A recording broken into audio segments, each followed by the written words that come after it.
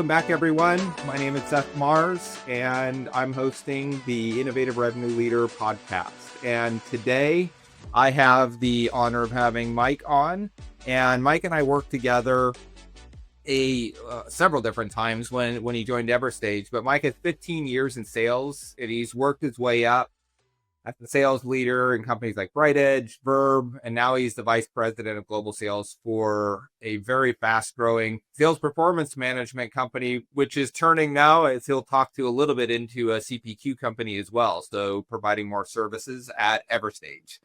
So Mike and I got to know each other when he started there, and we've crossed paths a lot. He's somebody that I've always been really impressed with, how we engage with customers, how we work with them. It's a very unique culture, and Mike, it may be something that we talk to that you bring to sales on how you engage that I've really always been impressed with. So thanks for joining, and welcome to the podcast. Yeah, no, thanks for having me. Thanks for the kind words, man. I definitely reciprocate them back. I think you're one of the best minds in the space. And, when you asked me to kind of come on, I was like, hopefully I can live up to Seth. So I'm excited to jump in, man. And no doubt you will. So we'll jump in. So you're in sales performance management, but I'd like you to just caveat that because of the pivot that you guys have made recently. You serve a pretty conservative customer base, and I think going into CPQ, as you'll talk about, is also a different one. So what is also a conservative base. So when I evaluated this customers, when I would ask, how are you using AI? There wasn't much use of AI. Most of them was still staying away. So the report that we're going, where we talk through what CROs need to do to drive growth with AI, we talked about 5 different selling activities that can reduce this 5%. When you think about these conservative users, which one of those 5 areas do you think would most resonate with them? Yeah, so I think about the conservative part of it, like it's so true, man. And I'm sure it's like this. I think selling what we sell and being the SPM space, like it crosses all of these different industries and verticals. And everybody, for the most part, has different, maybe risk thresholds, but they're all kind of concerned about the same things, at the end of the day. And you're spot on with them being conservative for sure. And I think from an AI standpoint, it's kind of like making sure that data doesn't go rogue. That's all protected. And I think that there's for those conservative folks, a lot of it is like automating manual tasks still.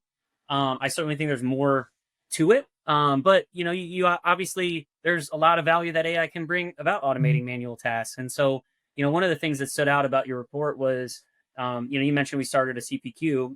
It certainly was top of mind about creating quotes and proposals. You know what I mean? If you think about that process, it's such a pivotal process of every single business, right? Are we charging the right amount? Are we getting the right margins? And are these things a good representation of our business in general?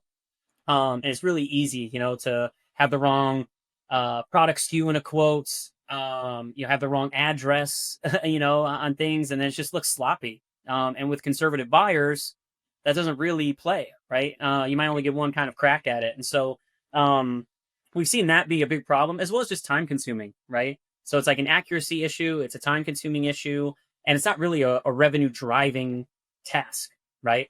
It's more of kind of an administrative task at its core.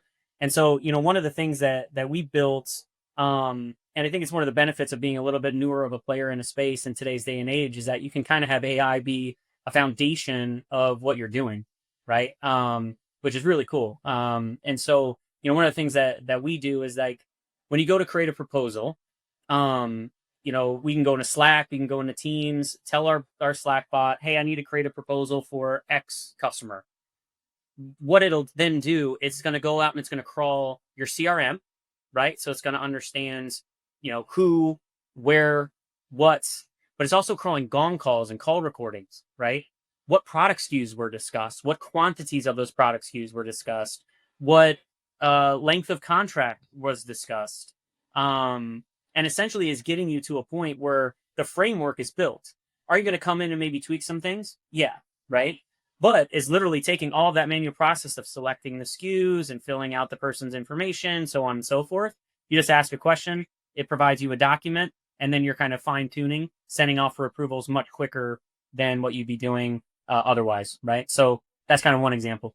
So let me dig a little deeper on that, because that's really interesting. Because what you're saying right now, if I understood it right, is I'm a seller. I just had a great conversation with a customer. The customer said, "Hey, can you give me a proposal?" And then you would go into Everstage, click a button, and say, "I want to create a proposal for X customer." And the way you're building the system is, I don't do any configuration initially. The system goes back and looks at all the phone calls, any data that's basically connected to your CRM or the tools that are feeding into your CRM. And it brings back kind of a draft proposal based on everything it knows today. Exactly. And I'd even go one step further. There's also like a deal room component too, right? So, is there also the call recording, or what materials do we have in our, our content management system that we also want to throw in there? It's also like, essentially leveraging that sort of intelligence to create kind of the whole experience, right? Not just a proposal, the deal room too. Okay, so Everstage had the deal room as well. That's a part of this. Yeah, part of CPQ. Yeah. Interesting. So yeah, so that pulls everything together. That's a good use of what you're seeing with some of the Gen AI stuff today. And then the salesperson then adds, deletes, updates, formalizes everything, and then pushes it through. Yeah. Really, really, really interesting. It seems like also that the AI use cases for sales performance management are much lower in terms of like the difficulty or the willingness to accept, just because accuracy is so critically important. But it seems like going into CPQ, that opens up a whole level of opportunity with AI, because I don't, like in that example you just gave, I don't have to be perfect. All I'm doing is try to get you 50% of the way there. So you don't have to go look through your notes. You don't have to go do all that stuff. You just kind of open it up, and I've got a draft. It may not be perfect, but it gets me there, has all of the different details. And all I need to do is maybe correct, update, add, delete. Still have the manual check before it goes to a customer, which is the other important part. Like you brought up, in the SPM space, calculations being so important and accuracy being so important. It's kind of removing that barrier of risk, to a certain extent. So, we'd like to think that it's on the right path, where it still gives the protection for the conservative, sort of user, but also provides a lot of value too, right? And people like, right? So yeah, totally a thing. Cool, very cool. So before we started this, you and I were chatting, and one of the things you said is your team has been using the CPQ product for about a year, you said?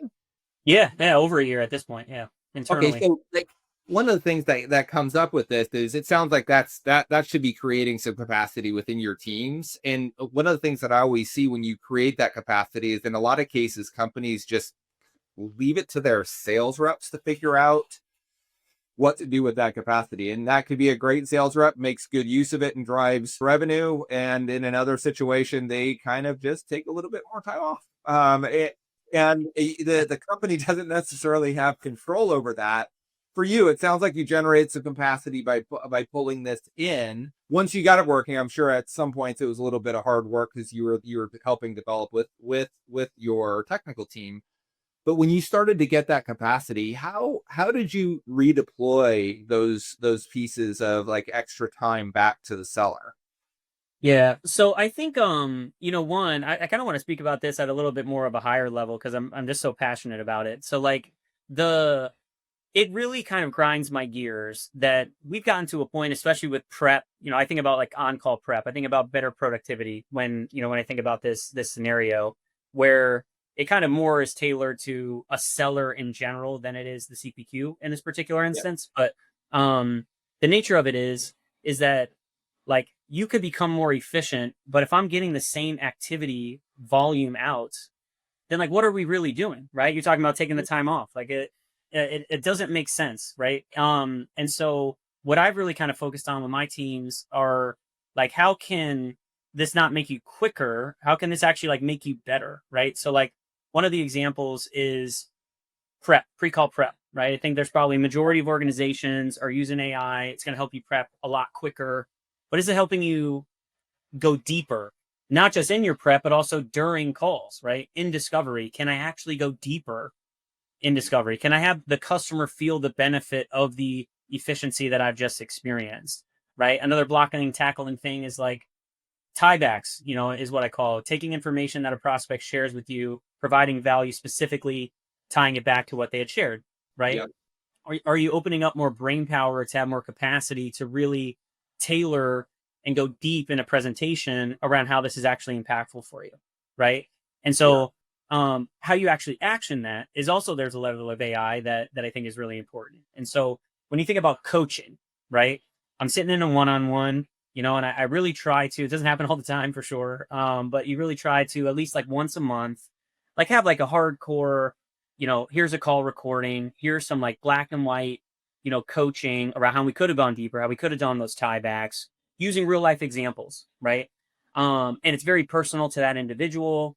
But what I found, and this was probably about like 8 months ago, where I wasn't really like being a force multiplier in those moments. Like those are very one-to-one sort of moments. And like a lot of those situations apply across the entire team, but like I'm not able to kind of multiply that. And so I then put another layer of AI on top of it where I'll record those one-on-ones, Uh-huh. turn them into battle cards very quickly, very easily, share the snippets of the call recording and give a sample of what the scenario actually was, use case was, industry, persona, size of customer, problem area, competitor that we were competing against, so on and so forth.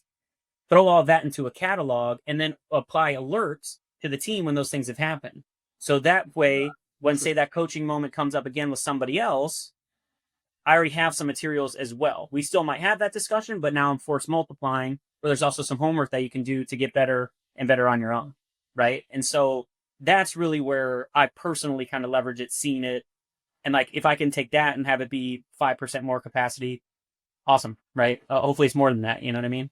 Yeah, yeah. It's interesting the way that you're talking about it because it's different than I interpreted it to a certain degree. Like I think capacity, like typical like analytics nerd, right? The time I saved, you had an hour, you did it in 50 minutes, but you're not really talking about that. You're saying, okay, I gave you I took 10, 20 minutes off of your time, but I still want you to spend an hour. But my hypothesis is that you didn't put enough effort in building the depth during that hour. And instead of you spending more time doing it, I want you to do more work before to get a lot of things set up in a way that the conversation is deeper. You're able to use that time more wisely.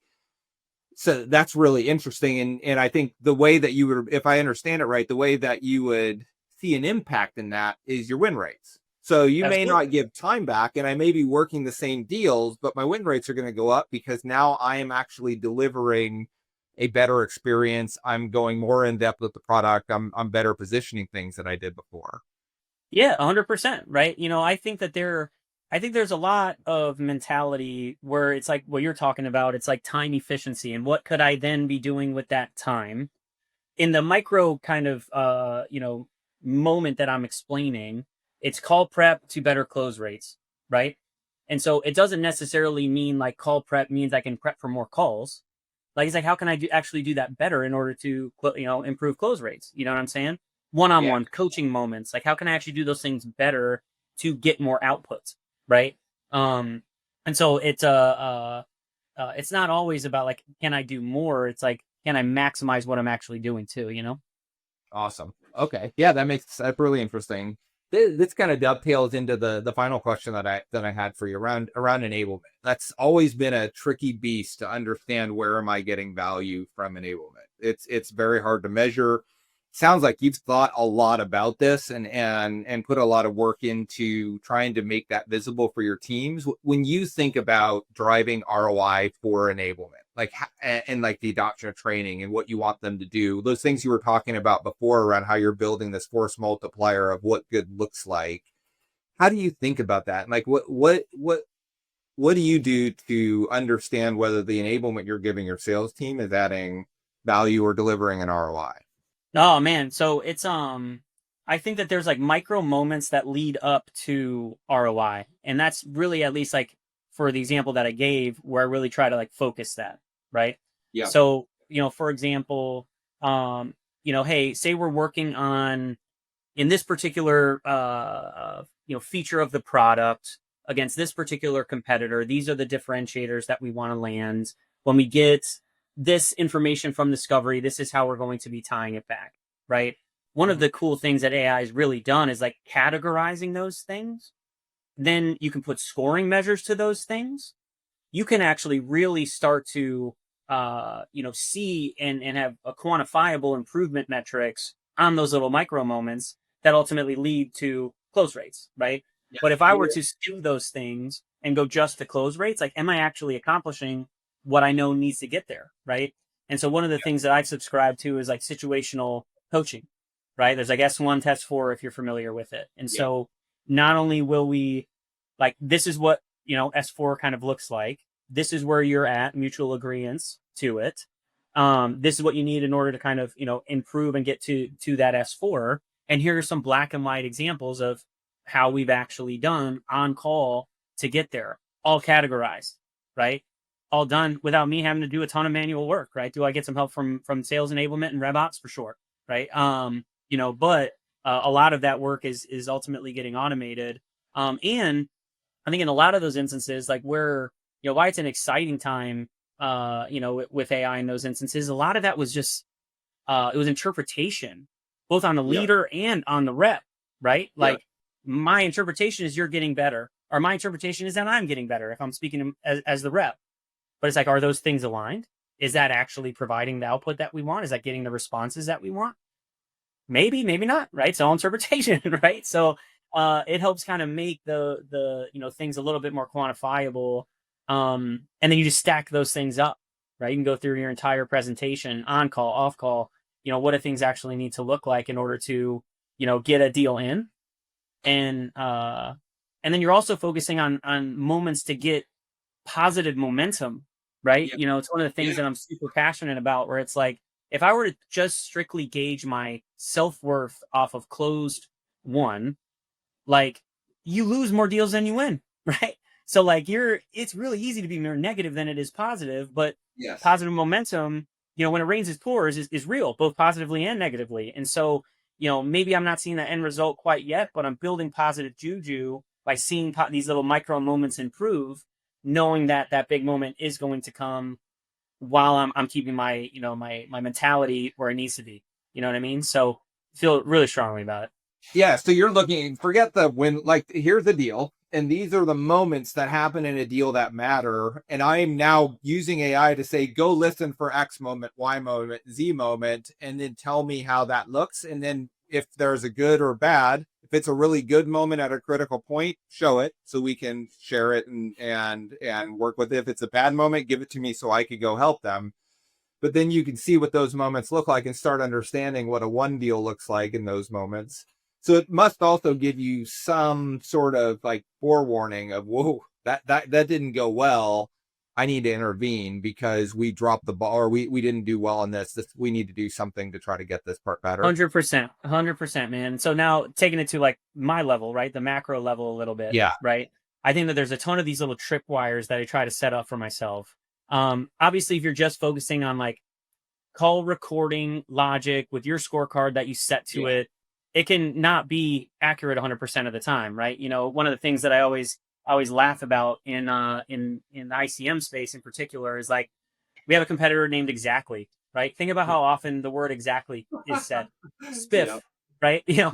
Name gets brought up. It doesn't have anything to do with the competitor. It just is name nomenclature Yeah. that gets brought up. And so there's also these little micro moments of note taking, right? Like, I think that like how I try to set it up is, as my job is to help people see what they're not seeing. I was talking previously about like sales execution, but now Yeah. talking about deal execution, that's really where my job like has to be, right? I have to Yeah. maximize the money that's coming in, right? So how can I help reps kind of, see what's behind the corner, what's coming up? And so I've been really strategic where I always kind of laugh, and I always make sure that I acknowledge the fact that there are some notes in the CRM that are for me, right? Like, I'm sorry, there's ways that we can automate filling them out, Yeah. but there it's for a reason.